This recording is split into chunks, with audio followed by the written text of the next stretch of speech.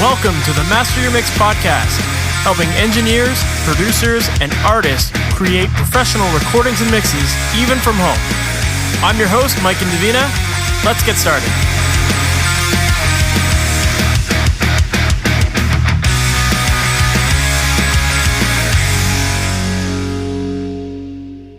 Hey, welcome to the MasterYourMix podcast. My name is Mike Davina, and thank you so much for being here today.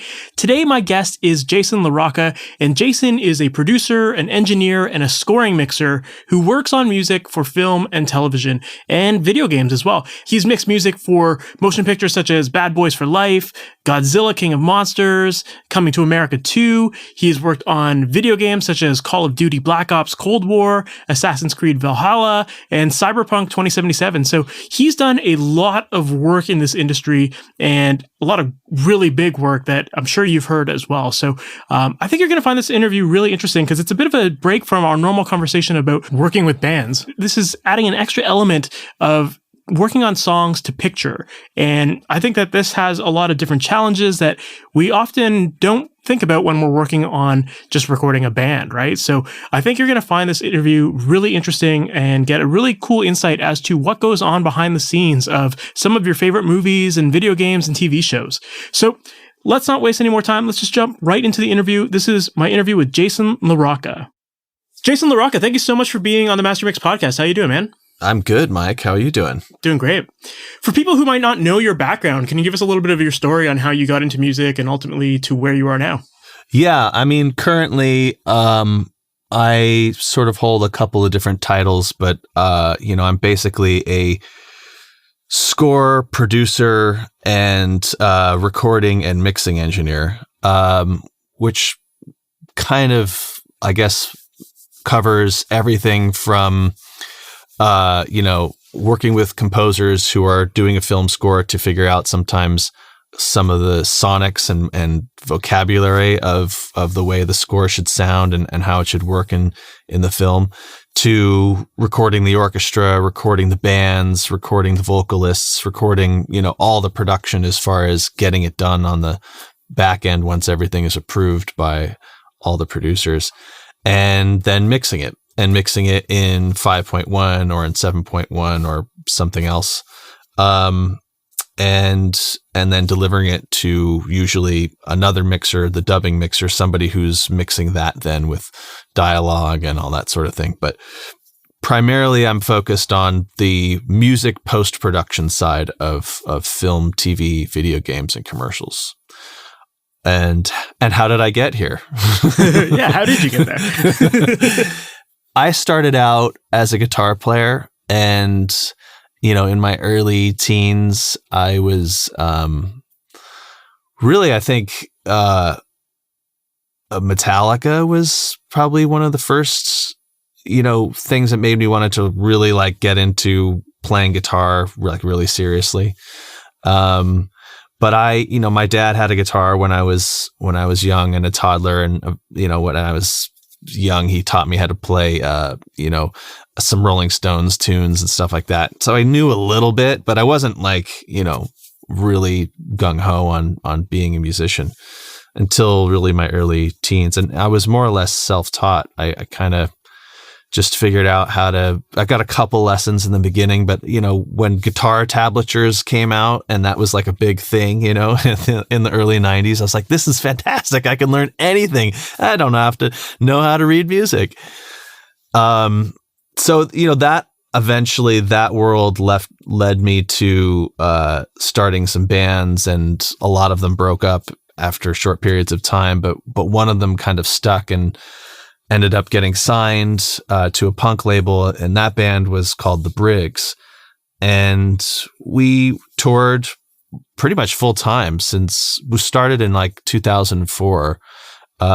We went on tour with Flogging Molly, and we did just 5 tours with them, almost the entire year we were on tour with this band in 2004 and 2005. And then that kind of led to all the various punk avenues. We did Warped Tour, toured with Dropkick Murphys, toured with Bad Religion, played Leeds and Reading Festival with Rage Against the Machine, and just started doing all that and making records with like Paul Coldry and, Joe Gittleman from the Boss Tones. And we started to, get into producing our own records. Well, they were producing them, but I was engineering them. Like they just sort of said, well, what do you want to either engineer or mix them? So Paul was mixing some of our stuff. I was recording some of our stuff, and I had like a little home studio.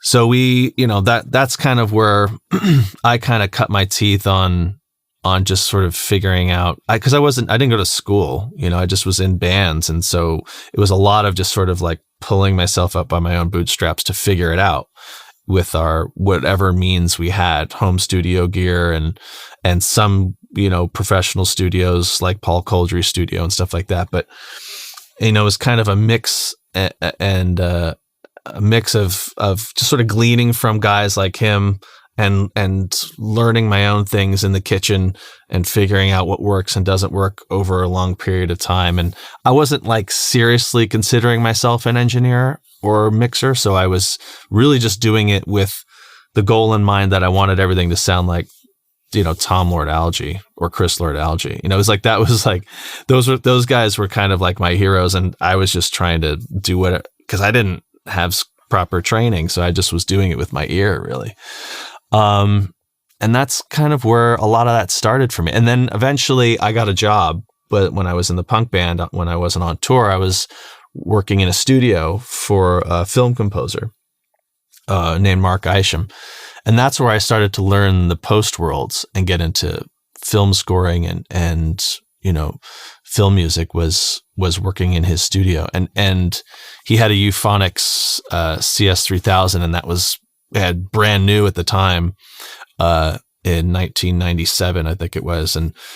And nobody knew how to use it because it was such a strange console. It wasn't like an old school analog console where everything's just laid out, on channel strips and you see it all. It had like a center section with like attention keys and, stuff like that now is of course commonplace and we're used to in digital consoles, but it was kind of the first of that sort of style. And then I started just going, I'll learn this console, I'll figure it out. And then that was kind of where I started to get my studio chops in there. He had an engineer by the name of Steve Krause at the time, who I learned a lot of stuff from. He was an old, jazz engineer and did a lot of jazz records and then got into film scoring. And so I learned a lot of stuff from him.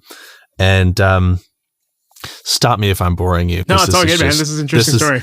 This is just my quick story, if it's hopefully sounding quick enough.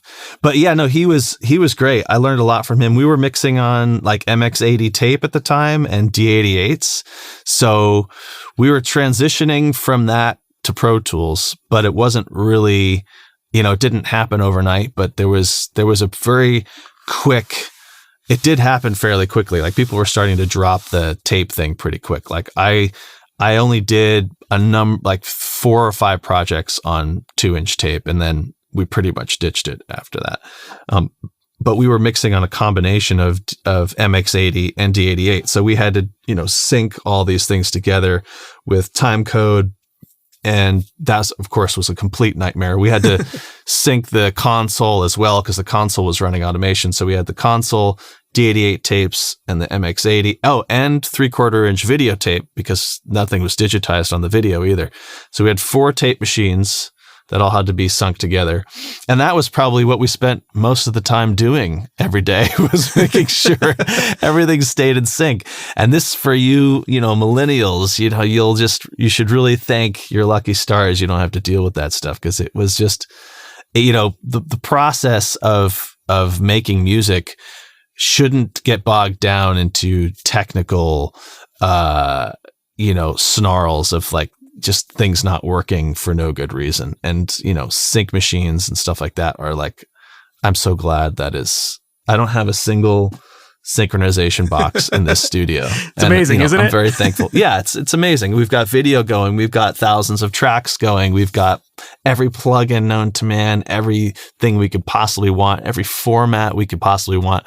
It's pretty much all in one computer. So that was but at the same time, that was kind of fun to have that experience and to see the transition into Pro Tools, where we pretty much, after 3 or 4 years of my being in the studio there, we were basically done with MX80. We were done with 2-inch tape and pretty much done with D88s, except for things we needed to do recalls on from maybe a year or two earlier. But we were transitioning pretty quickly into Pro Tools. And of course, that was before, auto low latency was sorted out in Pro Tools. So there was a lot of delay compensation issues, a lot of things that, of course, took Avid a while to figure out, how to get right. But we had Sound Designer. That was before it was Pro Tools. It was Sound Designer. So we had Sound Designer, and we would do, sampling in there and some sound design and stuff like that. But it was there was like an EQ and a compressor, and I think those were like the 2 plugins you had. It was, and it cost like $10,000 for the one 2-channel in, 2-channel out, Sound Designer card. No, it's funny. Like I mentioned to you at the beginning of this, like I had a little bit of experience in audio post, and I found that working in audio post makes you so much better of a Pro Tools engineer, because you go into like all sorts of menus that you would never look at if you're just working on music. But like especially when you're trying to sync things and all that stuff, it's like you go deep into Pro Tools. So to have that experience of kind of seeing it from the ground level and like working through all those variations of Pro Tools, I imagine that like you're just a Pro Tools wizard at this point. Well, back in the day, it was like if you made the error of making a tape, D88 or a 2-inch tape with the wrong time code on it, you were completely screwed. Like if you had the wrong time code on it and you already recorded something and then you needed to sync it with another machine and it was running at a different time code rate, you had to have a box that could do that and convert the time code to something else and get it into sync. But if you did it wrong and you didn't have something to help you, convert it all, you were screwed. And now it's like in Pro Tools, you could just change the menu to 23976 to 24 frames. It's like, there are no errors that you could really back yourself into a corner with as easily. But yeah, no, it was a good little history to have. And I'm glad to not be doing anything with tape anymore. But it was nice to kind of be in that world for a couple of years and at least just see it and be part of it and actually realize that I want nothing to do with it. Because some people think they want to work on tape. They like the mystique of it and the sort of, the nostalgia of it. And then a lot of the times people work on it and realize that they just don't actually like it as much as working in Pro Tools.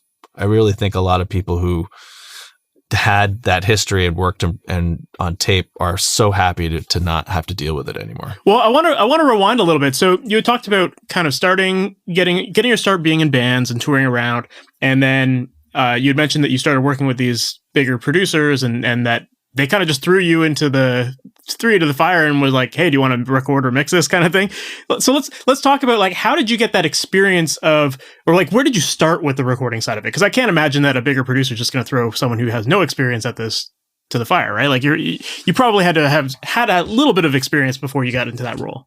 I was doing a lot of demos for our bands. So we were just recording stuff at home, and we didn't have Pro Tools because Pro Tools wasn't available yet in like a home studio form. So I had a 16-track tape machine, an E16, Fostex E16, and we recorded a bunch of demos on that. We recorded other bands on that. A lot of bands in LA were kind of coming to our house, and we would record, 3-song EPs and stuff like that. And, because we were it wasn't easy to get into studios. Like it was really expensive, to get into a studio for a couple of days to record. And then we had to be in a studio also to mix it. So I had the crazy idea that I could do all that myself and save the money and just spend a little bit on some gear and then learn how to use it. So we did that, early on with like bands that, we thought were great that weren't, of course. And I made tons of mistakes. I did everything wrong, using all the wrong microphones, using tons of, all crappy gear, stuff that was breaking, not working. And just, we had like 3 or 4 different bands and iterations of kind of the same band. And I was just learning a lot of that stuff myself by just making mistakes. And so I just was determined to kind of figure it out, really, and so I was 16, I earned a little bit of money working for the summer and bought some gear. And there was, you remember the Mackie 2408 console? I bought one of those, which was like basically an entire summer of working for my dad. And that kind of changed things a lot, was having that console, because I had the tape machine in that console, and then I could sort of mix, we had EQ, we had, we all would ride the faders. There's no automation on it, but my brother and I would do, sort of manual automation as the song was going. And I really wasn't really until we got signed and started working with guys like Paul Coldry and stuff like that, that I got into getting to sort of learn from watching some of these guys. So, it was really just figuring it, like a lot of it was just figuring it out by myself, like completely self-taught. I had like the Tascam 4-track tape machine when I was 14 and learned that if you, turn the tape over and recorded your guitar solo and then flipped it over again, you'd have a cool reverse guitar solo like George Harrison.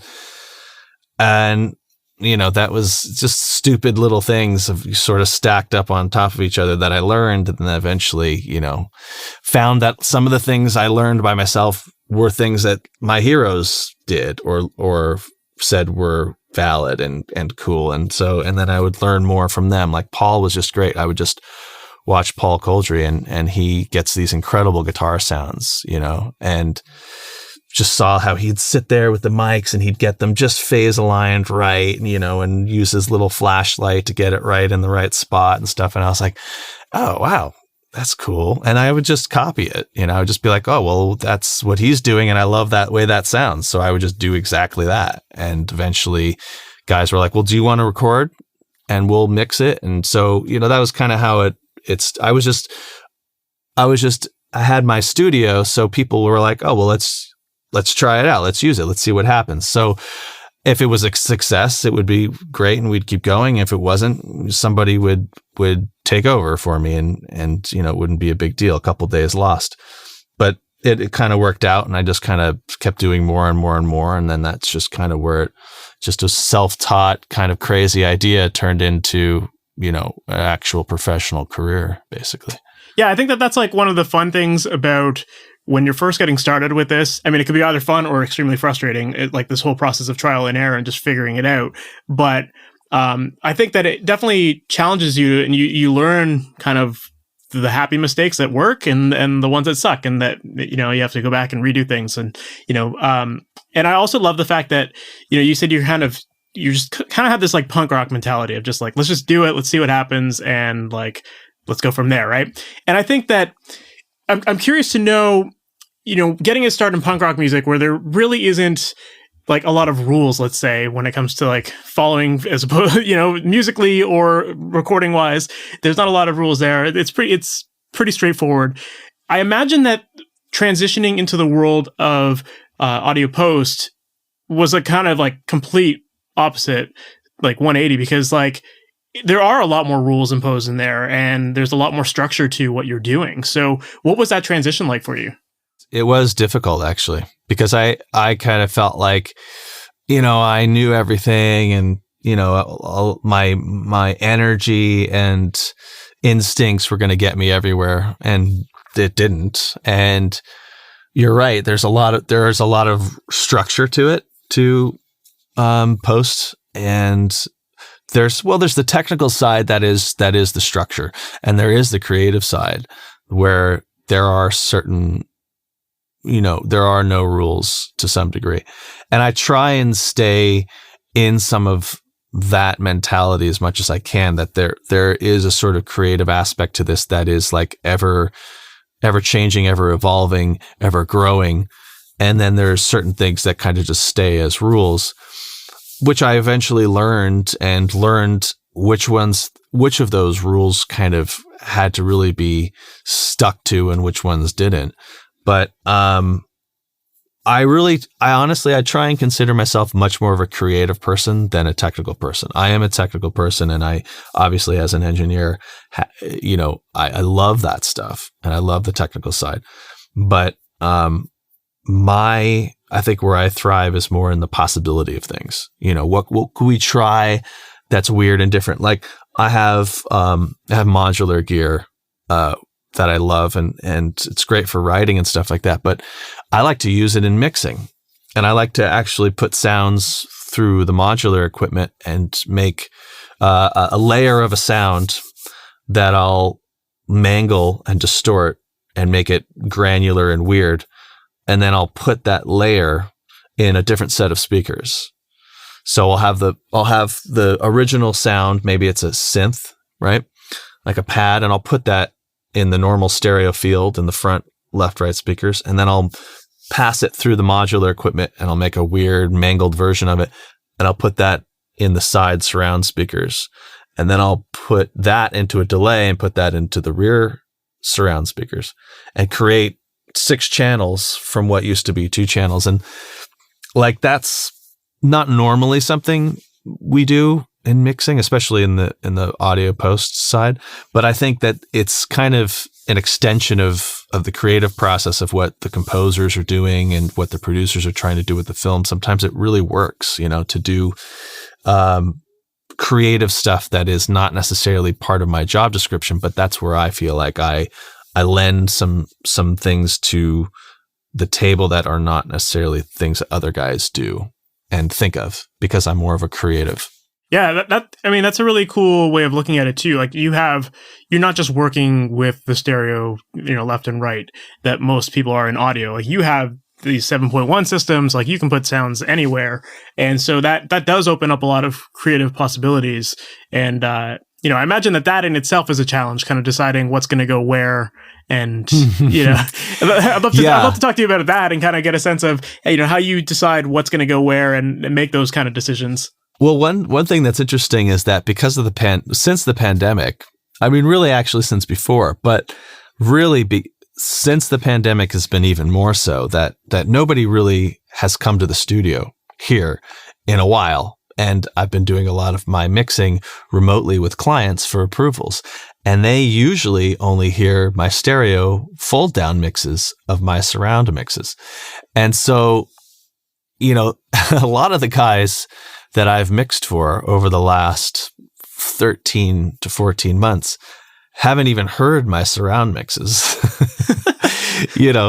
until they've either heard it, on Blu-ray or gone to see it in the theaters, which are just now opening up. So point of that is, one, that it's kind of interesting because, of course, that's the biggest part of what I'm doing is, if I'm mixing in surround, you really need to hear it that way. It's a really unique thing that doesn't fully translate to stereo.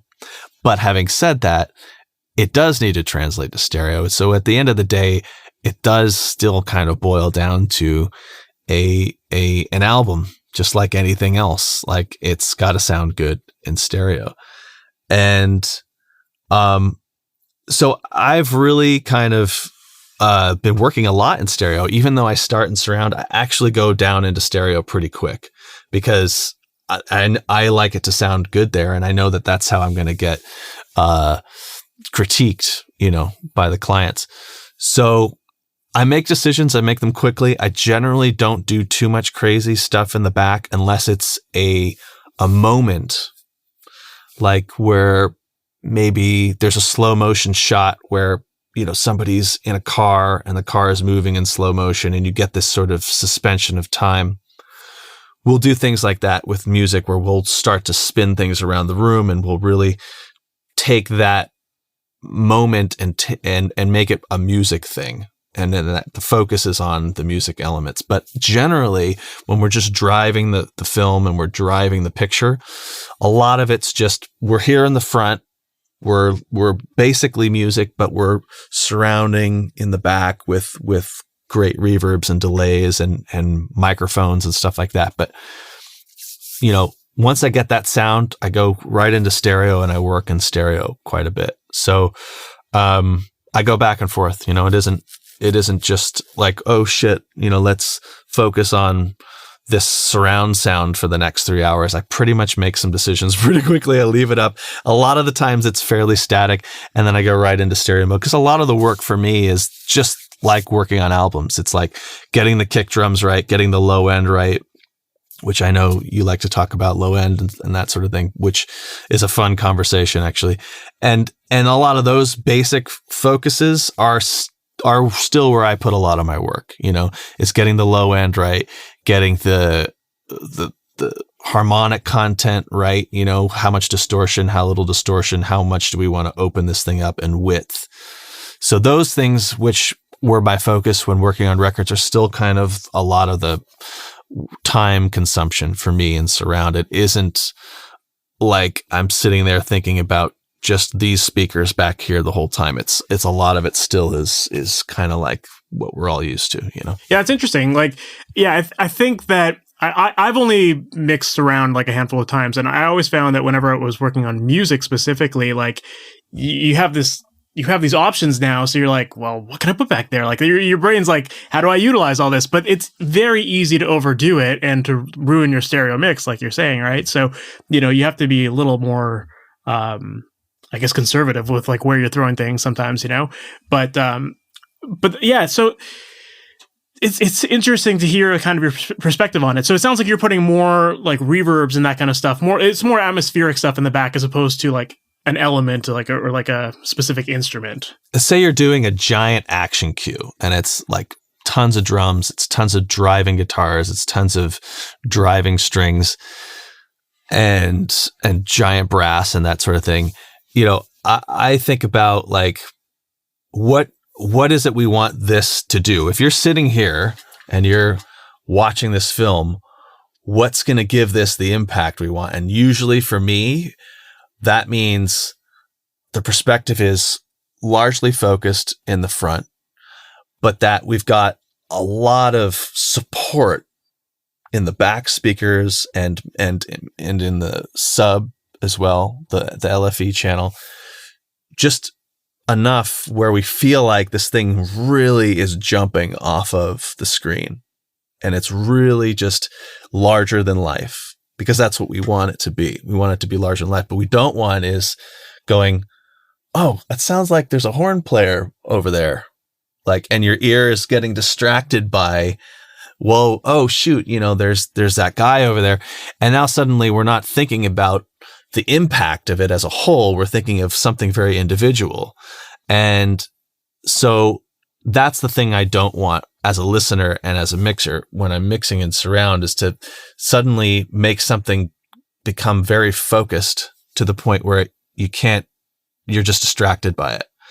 So as long as you're not distracted by what's going on back there, there are no rules.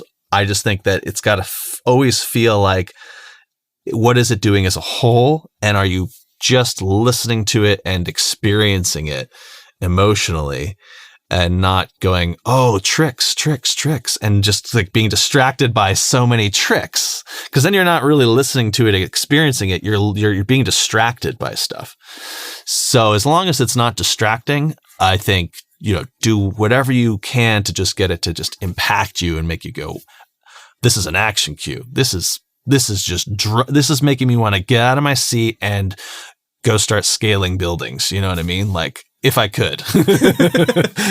No, that makes a lot of sense. And to me, like looking back at a lot of like the movies that I've seen in theaters, it's like when you hear a lot of those musical cues, you kind of feel like you're in like that concert hall watching that orchestra play, So it kind of makes sense that there isn't like a lot of these distractions, as you say, like behind you and around you. It's like if you're watching an orchestra play, you're seeing it kind of in front of you, and then you're hearing the reverberation from behind you, and so that makes sense that you would well, exactly, yeah, because there is an experience you can compare that to, which is being in a concert hall and being when you're at Disney concert hall, it sounds great. Like it really, like if you're in the middle of the hall, it's just such a great sound. A lot of that focus is when you're seeing the stage, you feel the energy from the stage, and then you feel this extra bit of size all around you.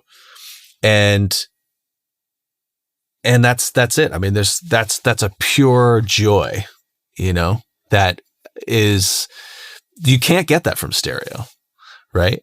So when you're trying to do it in surround, you're doing something subtle, but it is significant. So it's like people think, oh, well, you're just putting reverb in the back, like that's all you're doing.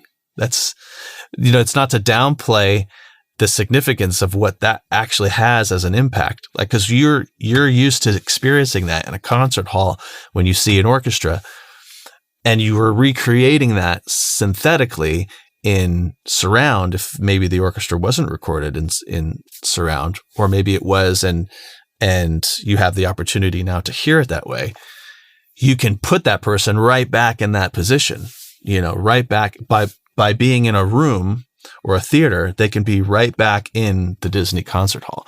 And so there's a real life experience there that you're recreating that is like, if you can do it and you could do it well, it really gives an emotional height to people's experience. Well, another thing you mentioned is the topic of low end. And definitely when it comes to, films, there's always that like massive low end and like that massive impact that's happening. So yeah, I'd love to talk to you about that and kind of how you manage your low end and control that impact that you're getting off of your subs. Cause when you're in a surround situation, you do have your subs and all, like pretty much all the time. So, I'd love to learn a little bit more about that. The low end has been a debate for me since the beginning. I think that's been the biggest problem with my mixes early on. And when I was learning was I didn't know where the center was for low end and how to figure that out. And what I learned over time was that it really does change from style to style in terms of what the low end focus should be. But in film music, generally, a lot of the time, I feel like I like the low end and I tend to just push it even a little bit more. And when I do that, I have to then think about what I can get rid of in the low end because I'm pushing it more. So, it's maybe a little bit similar to sort of like the discussion of hip hop and where, because if you were trying to push the low end, you can't push it in everything, because you push it in everything, that's where the problem starts. But if some things take the focus, what things can then, carve out for that space. But I love to push the drums. I'm a big drum lover, from my rock and punk days. So like whenever I hear a kick drum and a backbeat, I start to immediately feel like that should just be in the center and should be pushed. Things that I love for adding low end, I tend to add Low Ender. I love that plugin a lot. In the early days, I used Low Air a lot, and that was, for whatever reason, I've kind of, now I'm using Low Ender a lot, and then I use the Pro Sub, the Avid Low Ender plugin. That's really great. I use that for, if I'm sending to an LFE, I'll send to that plugin, the Pro Sub, 100% wet with the 20 to 30 band, turned up so that it's adding a low octave to something. And I'll send into that plugin, and then that goes directly to the LFE channel. So if I want to add low end to a hit or an impact, I send it to the LFE, which is basically that plugin with an EQ after it, which is also just rolling off anything above 50 hertz. And that's usually my LFE chain. But I only use that for impact sounds. Like if there's a kick drum, I don't usually put that in the LFE. If I want more low end, I'll just push more low end on the insert side. So like I'll put BX Subsynth on the insert, which is a really great low end plugin for adding an extra octave. And I'll put that on the insert so that it's just low end being added in the stereo field. Because I feel like that is another translation thing for like guys who are listening to my mixes in stereo. If you push too much stuff into the LFE, it doesn't translate quite right to stereo. So if you're depending on the LFE channel, the low frequency effect channel for all of your low end, you'll have some pretty serious issues when you come down to stereo. So I feel like the way I think of LFE is if I'm not getting what I need to out of the stereo effect of adding low end, then I start to do that as well. but I do what I can just in stereo in terms of adding low end. And then I do that as my next step if I need something to kind of go even further, which is usually only a hit or a big accent. So I keep a lot of stuff out of the LFE so that when that thing hits, it just goes, whoa, and it hits you in the chest. Otherwise, if you're doing it all the time, you don't feel like, it doesn't feel exciting anymore because you're just being walloped by LFE the entire song, you know? So I like to save it for like really cool accent impacts, like the start of the cue or the middle of it, or, you know, it's just certain places where I just go, yeah. And then I'm pretty much just adding low end as inserts on channels. And I love to add low end to, you know, kick drums. And I use either low end or BX subsynth for that. And I use the Pro Sub for the actual LFE send. That's awesome. Yeah, it's a strategy at that point. You know, it's not just like making a mix. It's strategy. I'm curious to know too. So a lot of the music that you're making, like I'm assuming, you know, you're recording all this stuff and then you're mixing all of the music on its own. So when these songs end up getting placed in with the dialogue and the sound effects, like, are you considering that kind of stuff in your mix when you're working on the music, or is that kind of just like someone else's problem? No, I definitely consider that a lot, especially when it is underscore and it is under dialogue. But sometimes we're mixing stuff that is songs, you know, like when I mixed, there was the Godzilla song, cover song that I mixed for Godzilla King of Monsters with Serge Tankian. And that was just literally like a record song. That was just like, there is no dialogue. There is no nothing. It is just the end credits of the film. And here comes this big song. So that's easy. I mean, in terms of the integration and thinking about things outside of your mix. But when you're doing score stuff and it's more under dialogue and there's talking, or if it's a romantic scene, or if it's hard action, I tend to not care as much because it is someone else's problem at that point when it's really hard action. And I just go, let's just go balls to the walls with this and make this just a big, giant, massive sounding track. Like, you know, Bad Boys for Life was a lot of that stuff. It was just like big action sequences, and I just was going and just hyping everything. So I didn't think about it much with some of those scenes, but when it's talking and that sort of thing, I definitely try and listen to it a few times actually with dialogue, because it does need to integrate. At the end of the day, if you're just not thinking about that, you're just going to get pulled down and the music's going to be played pretty quietly. So I try and give it, you know, the best possible scenario I can. And if there are certain things that are in the way, I'll carve them out so that I'm doing some of the work for the dialogue and all that sort of thing, so that it has a chance to kind of play up there volume wise with everything else. Sometimes the music starts out loud, then gets quiet for a few seconds, and then gets loud again. So there's definite dynamic range in score stuff that is way more extreme and, you know, not normal compared to, you know, an album where, like, you know, American Idiot is just like, you know, it's at 10 the whole time. Whereas this is when you're telling a little bit more of a story in 2.5 minutes, there's a lot more ebb and flow with the score. And you have to make sure that stuff, when it's quiet or is supposed to be quiet, that you're really abiding by that concept. And same when it's loud, so that you aren't like evening out the dynamics and making it all just sort of one volume, because you're just going to end up ruining the curve of the scene. So that's really important, actually. Yeah, and I imagine that, you know, when it is an underscore thing and there is going to be that dialogue over top of it, from a scoring perspective, you're very conscious of that, and you're not making the song sound busy at those spots. You know, you're making it pretty just background, simple, let the dialogue not have any other distractions in the background kind of thing. Absolutely. And sometimes we're writing a song and we aren't thinking of the dialogue yet. And so once you start thinking about it, you realize, oh, we're just sort of playing through this whole scene and we're not giving it enough of a shape.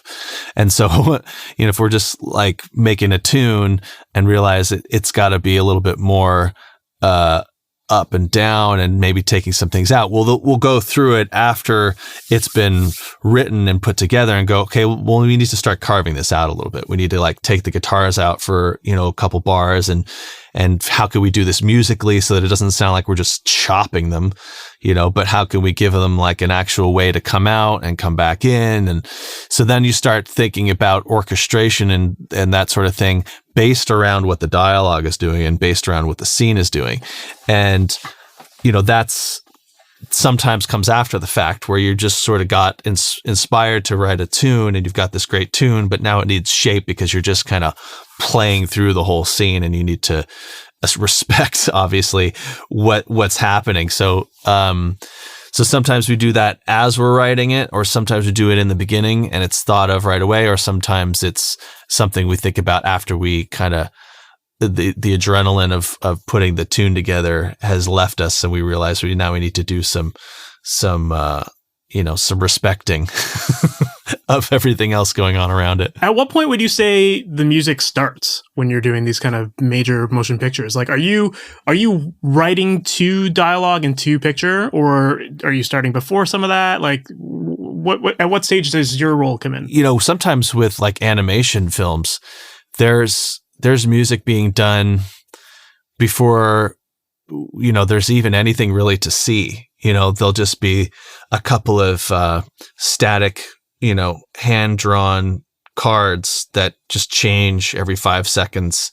And you get a very rough idea of what you're writing to.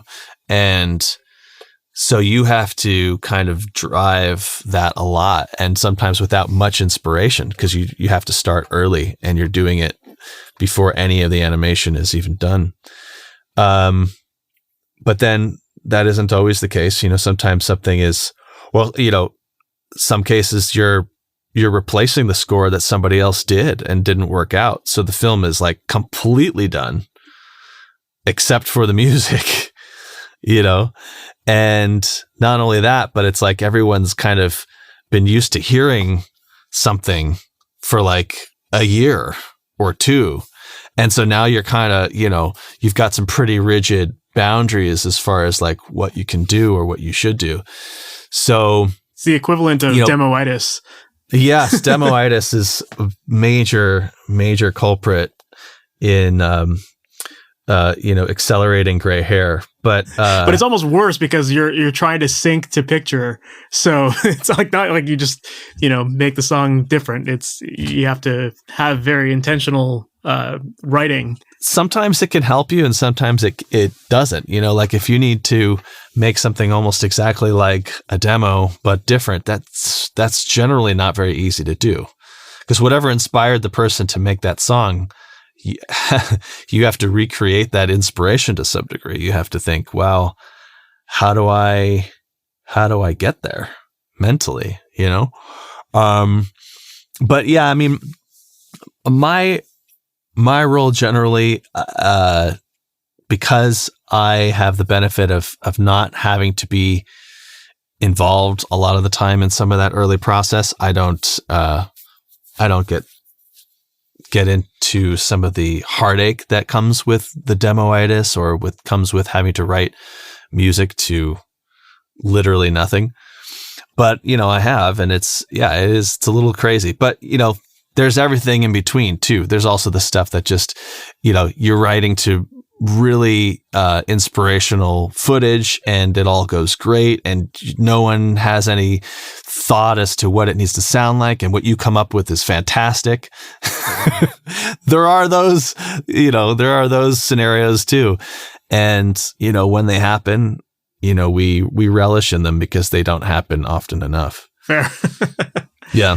Well, one thing that I really remember from working in audio post, and when I compare it to working on music, is that audio post, you have way more tracks to work with, and the session files are way longer. It's not like you're mixing a 3-minute song. Sometimes, sometimes you're working on a much longer piece. And what I found was that workflow is the most important thing as an audio post technician, because it's like you have to work fast and you have to just have your focus and know how to manage to go through like hundreds of tracks sometimes and get that done quickly, whereas there's people who spend like days working on a punk rock song with 20 tracks, so workflow is so important. So I was wondering if you can describe your workflow a little bit and how you keep your focus and what you do to work fast. If we're thinking about a score for a movie, it's really kind of a 90-minute song in a way. I mean, it is broken up, of course, by a lot of different individual thoughts and ideas musically, but you are definitely, there's a common thread through it usually, and it is almost like you're thinking about, well, how is this first song affecting the last song, and how do we get through this whole thing and sort of make it feel like it has some continuity to it? Because a lot of the time with a 90-minute soundtrack, that can sometimes be like 50 different songs, and a lot of the time they have some of the same sonic palette. So the workflow and template is crucial, because once you build the first sound and you get it right, you kind of want to carry that through all of them and get them all to kind of have that same magic. So I always start with a template that kind of carries from the last project I do usually. So like if I just did a film in 5.1 and I'm doing another film in 5.1, I'll use that same template, make the changes I need to in it in terms of routing and layout, but I'll use that as my starting point. So that I've got usually like 15 to 18 individual stems that get printed from my multi-track, so that it's a single fader for the low percussion and it's a single fader for the high percussion, as well as electronic percussion, pads, arpeggiating synthesizers, high ones and also low ones, strings, brass, woodwinds, choir, guitar solos, other solos, that sort of thing. And that's like pretty much the basic layout. And it changes from film to film depending on the style and what's in it musically.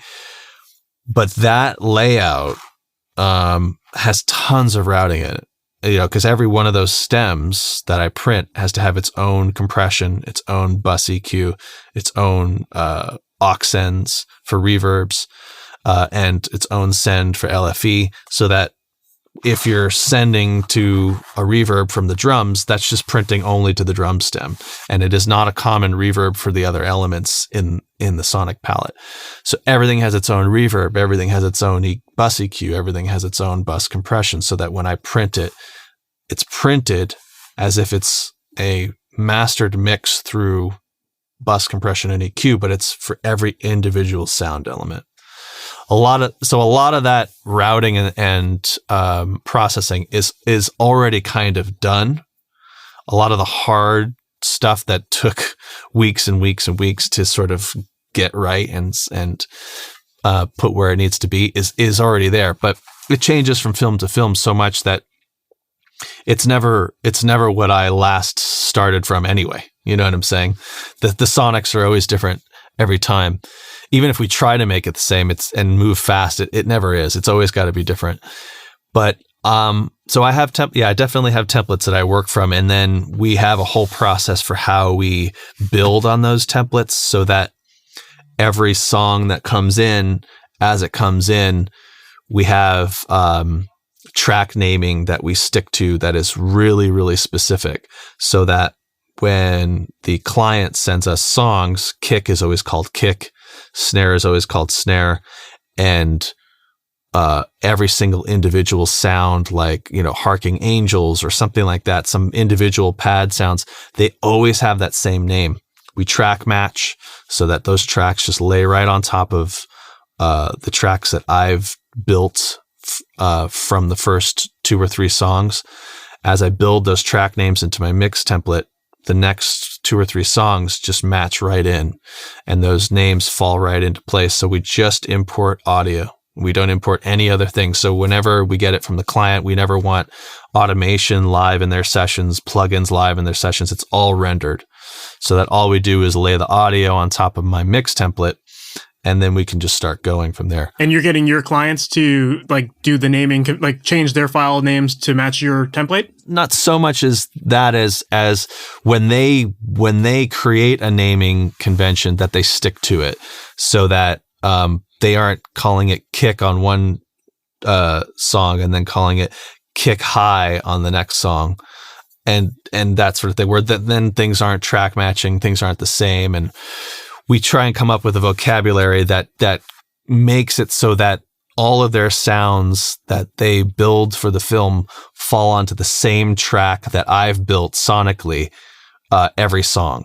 So that takes a little bit of doing, and it usually takes 1 or 2 songs to get it right and into place.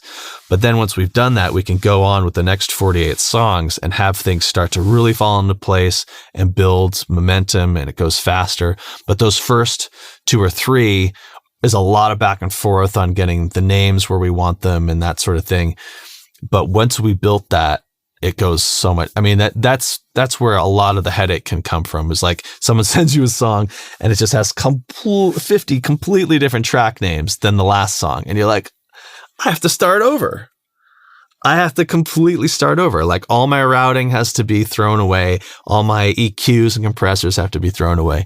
So we try and mitigate that a little bit by coming up with some solutions that will make it more of like a building of momentum off of the first couple of songs. And so we do that. Yeah. It's a lot of work. And I have assistants who help me put all that stuff together so that they're building these things. Cause a lot of the stuff is assembly, right? So like orchestras recorded in London, a bunch of the synth tracks are made in LA here, choirs getting recorded in Nashville, so these things come in very modular, and like, you have to get all this stuff into one session. So that's a whole other sub level of engineering that we have. That's why we have multiple rooms here, is so that I can have those kinds of assemblies being done, and then I could be mixing in here while that's being put together. Well, yeah, I mean, that really just speaks to the power of templates, because yeah, if you're getting like hundreds of tracks sent to you and you have to figure out what each of those is and like where that fits in the template and creating the routing, like you'll spend weeks just setting up your template or setting up your session, and then so once we build that first one, a lot of it falls into place, because that routing will just keep carrying over. And especially with recording sessions that are like with an orchestra, you pretty much set up an input list, a template, a recording template for that orchestra, and that layout doesn't change. Those microphones stay as they are. You don't add microphones or take away microphones depending on the song. You leave that stack of microphones the way it is. You hit record, you send the cue for mixing, and then when it comes into my template, it's those same channels in my template as it is in the recording session, and they never change.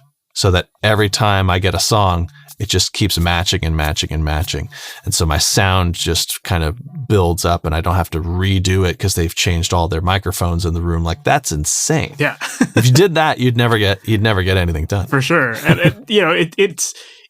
there's a lot of strategy in this, just to plan out your sessions and to be thinking about, how do I work in the most effective way? So having these templates is obviously a major part of what you do. So it's super important. I even think in the music side of it too, people should still be working with templates, just because, it makes it that much smoother of a process, right?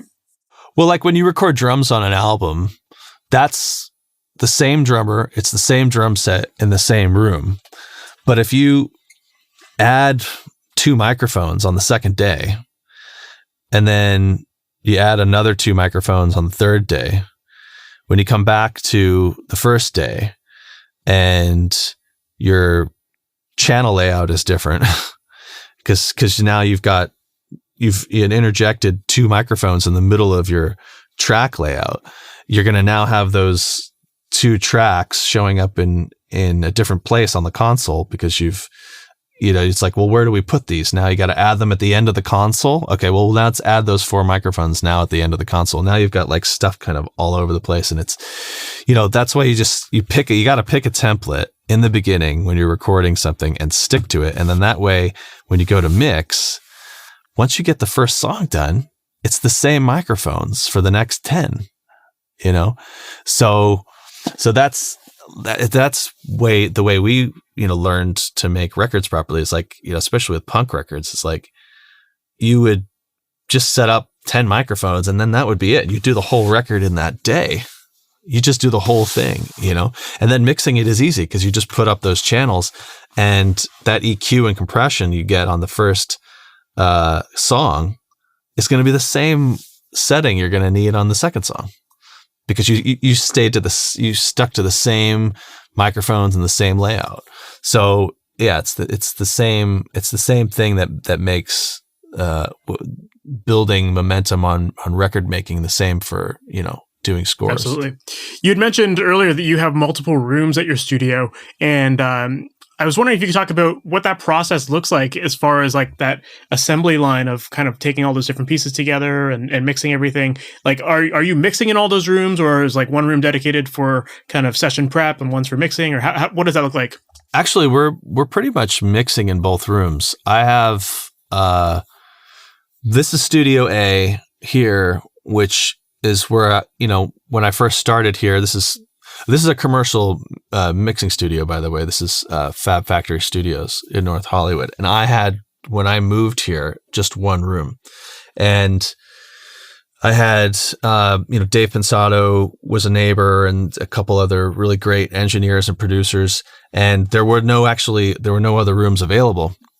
Then when the pandemic hit, we all got sort of kicked out of our rooms, and I had moved home.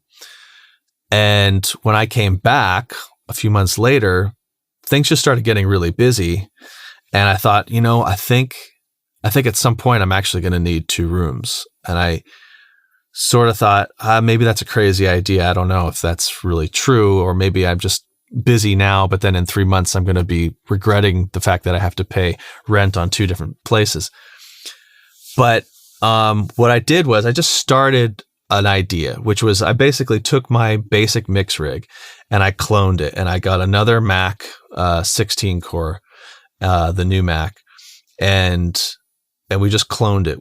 We got the same plugins, got the same HDX layout, which is 3 HDX cards and 3 octo UAD cards and a quad UAD card.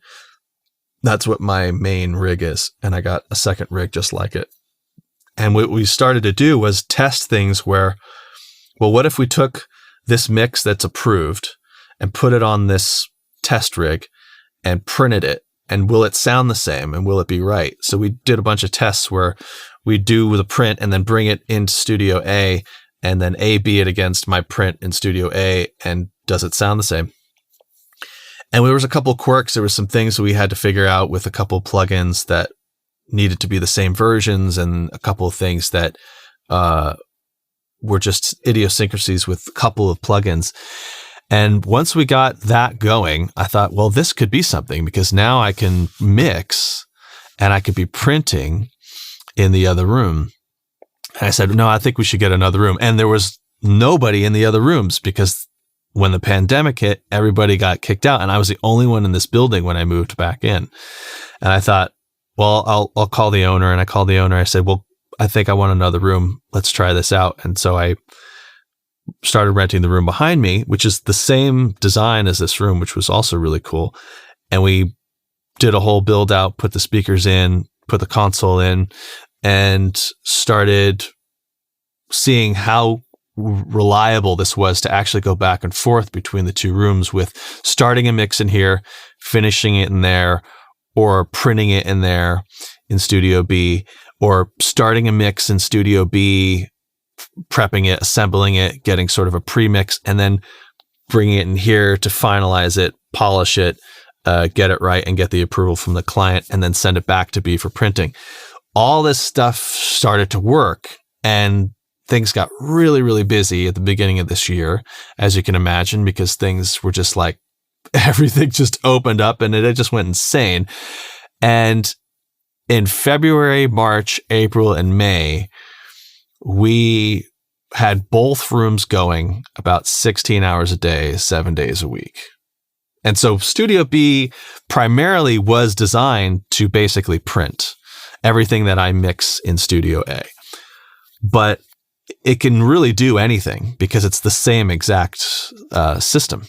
So we're just doing whatever's needed. So as a client calls and says, we need a mix done, and they call me last minute and I'm already doing something, we can start a pre-mix in Studio B and bring it in here. All the sounds are the same. Anything that gets done over there with plugins all opens up here. So it opened up the possibilities for a lot of things, and primarily printing and making sure it's completely fail-safe, which did take a little bit of work because, it's like you're opening something on another computer.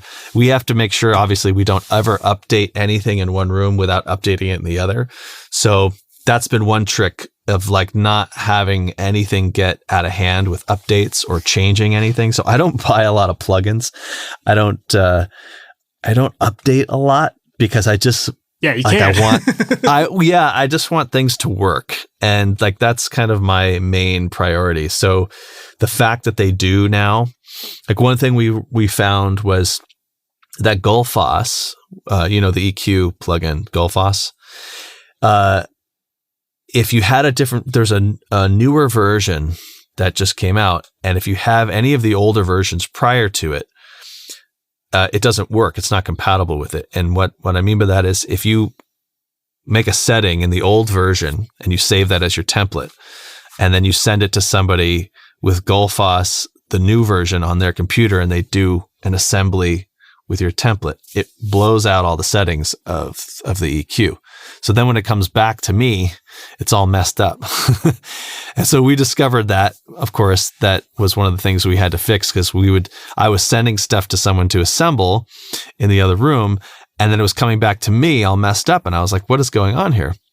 So we've got everything working and it's all great, but it's really exciting. Like it's really kind of opened up the possibilities for me in terms of my workflow, what I can take on, and also the added benefit that, we don't have to work 24 hours a day in one room, which is what we used to do before I had two rooms. Was I'd have to have somebody print in the middle of the night while I was sleeping, which is just a terrible way to make anybody have to, make a living doing an assistant job, is to print in the middle of the night. It's just, it just kills people. So this is much better. And it's working out so far, and I'm pretty happy with it. That's amazing, man. I love that. I think it's so smart to have a duplicate setup like that, because you look at so many other studios where it's like a different console or a different like computer altogether, or I've even seen different software, and it's like you can't go back and forth as easily, and like you are really restricted to the room that you start in, and it puts a lot of limitations on you. So to have that duplicate setup definitely offers so much more flexibility, and obviously from the sounds of it, it's increased your productivity and it's increased the quality of your life, or at least the lives of your assistants, because they're not having to do it all overnight every night. So I think that's amazing. The other thing too is like there's sometimes recall on things, right? So like say you finished a project a month ago and someone says, well, we need a change or a fix or a reprint or something like that. Sometimes I'm in the middle of something and I can't do it, but they need it like right away. So that's another thing that's great about having this other room is we can do recalls on things and be able to do a reprint or do a fix or do whatever. And again, not be sort of halted by this, like, oh my gosh, we're in the middle of something. What are we going to do? So there's that added benefit too, which is just, these kinds of things come up. This is what's part of my daily life now, which wasn't really so much of a big problem in the early days and starting out. But now that we have so many projects we're doing continually, those projects that we think finish sometimes come back, and often they do actually, even if just for an hour or sometimes an entire day or sometimes an entire week. And so there's a little bit of a liability in that where like I have to obviously make sure I can provide the client the ability to fix those things or recall something or make a change because the picture changed or whatever, and not be like, oh, well, yeah, I can do it, but you gotta wait a week, or something like that. So anyway, I didn't mean to cut you off. No. I was going to say that actually that actually adds to the customer experience as well, which makes you even more of a priority for people, right? Like people want someone who's going to actually get the job done for them in the time that they need it, right? You have to just always say yes. I think that's probably the biggest lesson I've learned, honestly, I think recently has just been that if you can just keep saying yes and you can keep providing that, this sort of, the stars come to you pretty quick, like you just find yourself pretty darn busy. And, of course, we're not in the business of necessarily trying to kill ourselves, but I think if you could always make the client happy, that's a great thing. And I like to try and keep the clients that I have and keep them happy. And the problem that kept coming up recently was just that I had to turn down so much work, and it was really upsetting because I thought, these guys are friends of mine, a lot of my clients, and I like to be able to say yes. I don't like to say no. So, it's part of a bit of a pride factor, and just that, if you've built a clientele and you've built a client base, it's kind of part of your duty to sort of try and keep it, And it's like you spend so much time trying to build that clientele. And then if you get to that point where you now have to shoot them down, it's like you're kind of working backwards a little, right? Working backwards for sure. And so I try and work backwards as little as possible. And this has been a big part of that effort, has been to make it so that I don't have to. And there's a lot of parts of the process that are some more of the technical side or more of the prepping side or just, like we're talking about printing, these kinds of things that I have guys that I really trust to be able to do those things. And those are the things, there was a lot of things I did the entire process myself from beginning to end. And that really limited my time in terms of what else I could do. Because if I'm preparing the sessions, I'm editing the sessions, I'm mixing the sessions, I'm going over the sessions with clients, and I'm printing the sessions, there's only so much you could do in a day. I mean, there's really only so much music you can get through in a day when you're doing that. And there's a lot of stuff that I have gotten down to an exact science and have written up as an exact science that I have guys I can trust really well to apply those exactly how I have done them. And now I could do a lot more mixing, I could do a lot more for clients, and it's been really cool. I've been able to do that successfully. That's great. Yeah, I think it's super important that you have to go through, like for any business owner, really, it's like you kind of have to see every stage of the process so that you know what the process is. But then there's that point where you realize like, okay, this isn't the best use of my time. My expertise is doing this, so I'm going to focus on that part of it and instruct people on how to do the other things and do it to your taste. So yeah, it sounds like you've really optimized your systems, and that's such an important part of it for sure. I'm curious to know, how long does it take you to finish your mixes? It's really different depending on what we're doing, actually. I've spent as much as a couple of weeks on a single song, and I've spent as little as, like actually mixing something basically based on the way it sounded when we recorded it. Like an example of that would be, we were doing some jingles for a TV show that was all just a live band, and we were recording at Capitol, and basically the recording was the mix. I was trying to, do my best impression of Al Schmidt, where we were just trying to capture the sound basically right then and there.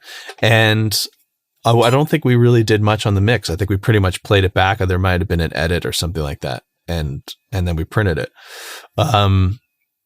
And then, like this song that we did for Godzilla King of Monsters, we spent a couple weeks on that. Now, part of that was wasn't just mixing. There was also a lot being added to the song.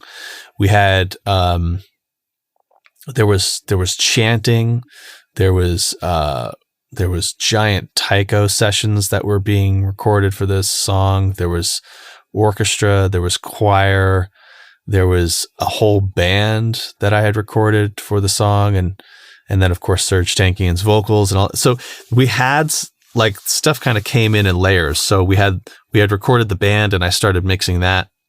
Then the orchestra got recorded, and then we started mixing that in. Then we got the chants, we started mixing that in. Then the taikos. And we had Serge's vocal, but then Serge wanted to redo the vocal, so we redid that. And it's like once all was said and done, we probably spent 2.5 weeks mixing the song. But I know there's hip hop guys that do that too. I mean, they still spend sometimes a month, quote unquote, mixing a song. You know what I mean? Just because they want to add a drop, or they want to, some guy wants to change a vocal line or something like that. How do you find how do you keep your objectivity with your mix? Because if you've heard a song for two weeks and you're mixing it like kind of constantly, and you're adding new elements to it too, I imagine that it's kind of constantly making you rejig your approach to it. How do I approach a mix? I mean, I would probably approach a mix differently depending on like with a rock song, I get really into the drums, and that's like one of the first things I like to get into. It's just getting the old school, just sort of Chris Lord-Alge thing of just like turn on the kick, turn on the snare, like do that sort of thing. And so when it's a rock thing, that's how I start. I usually just play the track once without doing anything, and just sort of hear what it is, and like if it's a jazz thing, what's the rhythm section doing, getting the rhythm section right, and then getting the vocal on top of that or something like that. Or if it's a choral thing and it's led by choir, just muting everything, but the room mics on the choir and starting there. So it's I guess different for different things. But, if there's ever drums, I always start with the drums. In general, I like to start with the drums. I think that's kind of a good play. That's kind of what I learned when I started mixing, was like starting with the kick, which is sort of, I guess, a dated thing now. I kind of feel like when people like say like, "Oh man, we start with the kick," it's like usually, you started mixing like in the 80s or the 90s usually, if that's the first thing you start with. But I don't know. I still feel like it's valid for me. Yeah, totally. I'm the same way. I always start off with the drums, maybe because I'm a drummer, so I'm biased or something like that. Oh, there you go. Right. But there you go.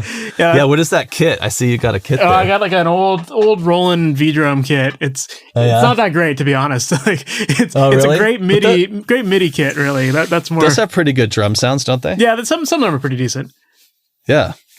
There's so many crazy drum sets now. These electronic drum sets sound incredible, but I remember that one was really actually quite good when it had all the multi sensitive zones and stuff like that. Yeah, the electronic drums, they're definitely like, I live in a condo, so I can't really make a lot of noise and play my real drums here without driving my neighbors nuts. So like for me, I had to get something to practice with, but I obviously go to the studio when I need to record loud drums and not piss off the neighbors, but but definitely having a kit like that, they're helpful, they're fun, they're cool for like composing and just like writing down, like getting quick ideas done and not having to mic up everything and do all that kind of stuff, right? So I'm sure you're very familiar with that, although it sounds like you're doing a lot more live instrumentation than you are program stuff. Yeah, it's a pretty big mix. There's definitely things that stay pretty in the box as far as the drums go these days, but every once in a while it's a live kit or a live ensemble of drums. But this drum stuff sounds so good these days, like just fantastic. But one of the things I was going to say too is that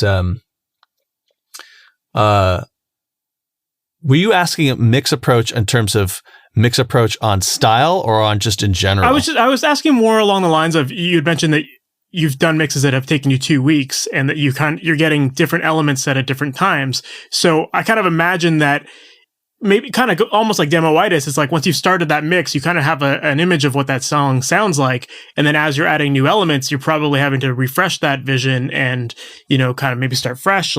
So I was wondering how you keep that fresh outlook on your mix as opposed to kind of being stuck in that demoitis headspace of I've heard the song for 2 weeks already.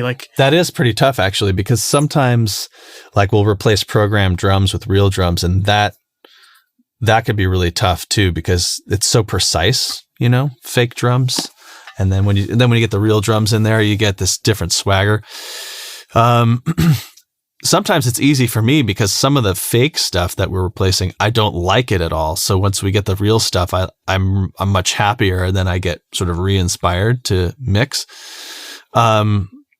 So usually I don't get too frustrated by the updating of the sounds. And honestly, I do it so much now where I have to pre-mix almost an entire score sometimes before we've recorded the strings and the brass and the drums and stuff like that. So I have to mix sometimes an entire score completely over again. And that is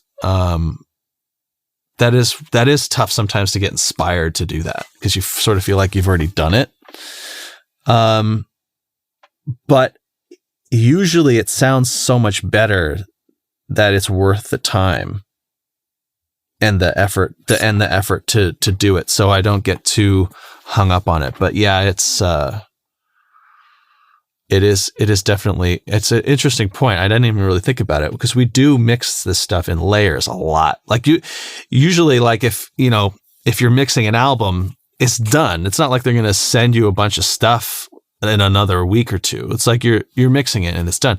But with score stuff, we do it quite a bit in layers, especially these days, just because the schedules are so strange, where they're going to need it exactly by a certain day, but you need so much time, a certain amount of time to mix it, but your orchestra is only recording 2 days before you have to deliver. So you have to do whatever you can in the meantime, because otherwise you're not going to get it done. So pre-mixing is a big part of the job. It's and sometimes with certain sounds, it's all electronic. So there's really not even much that changes actually when you add the recorded elements. Sometimes the recorded elements are so minimal that it doesn't even really change much, and 90% of it's already done.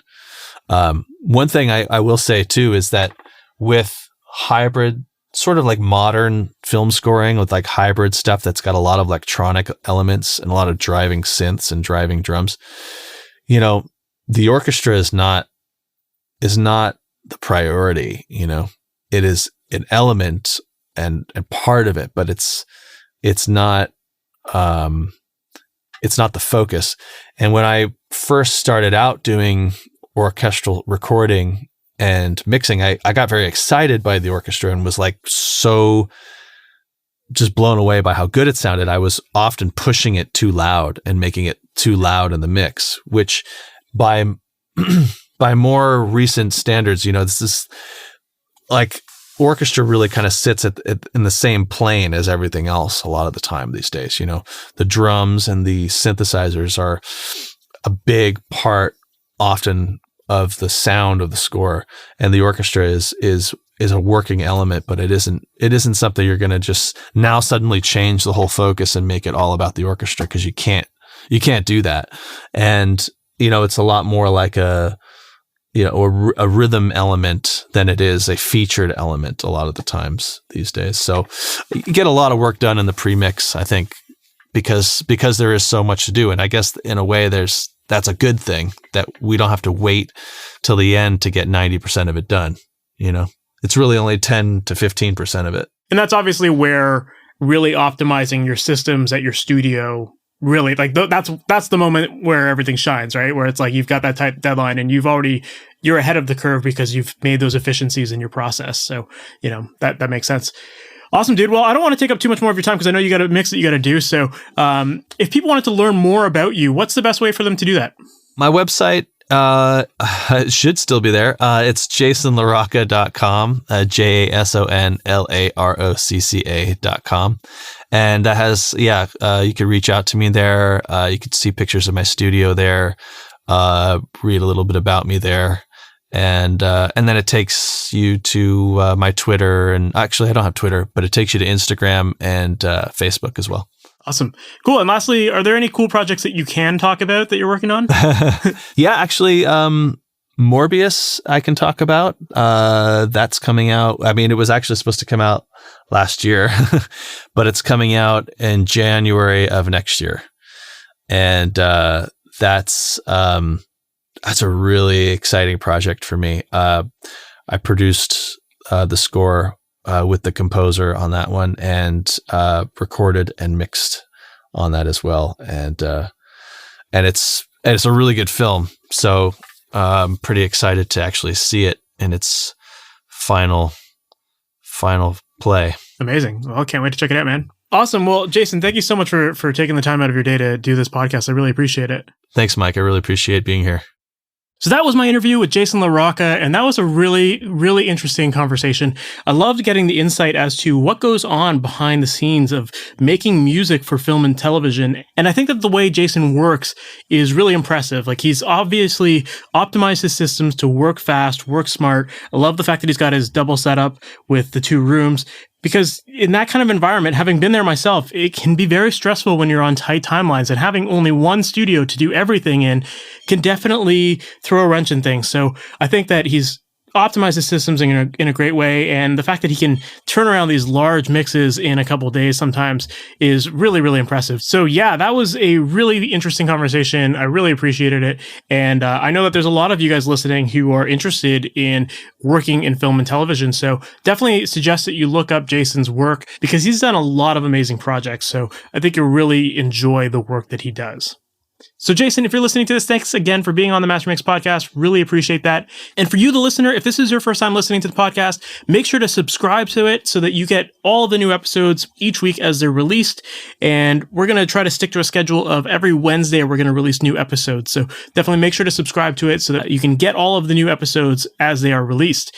And if you haven't yet, make sure to check out MasterYourMix.com. That is a website where I help musicians with home studios create professional recordings from their home without needing a ton of expensive gear or without needing fancy acoustic treatment.